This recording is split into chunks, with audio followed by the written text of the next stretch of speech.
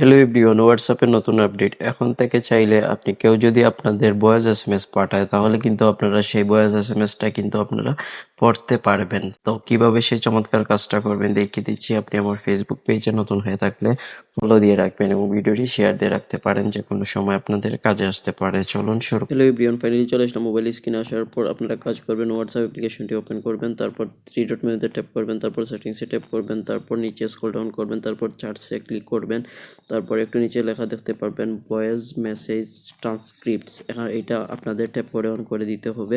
On করে দেওয়ার পর নিচে লেখা দেখতে পারবেন চয়েস ল্যাঙ্গুয়েজ, এখানে ট্যাপ করবেন, তারপর ইংলিশটা সিলেক্ট করে আপনারা সেট আপ নাও ট্যাপ করে দিবেন। তারপর ব্যাকে আসবেন।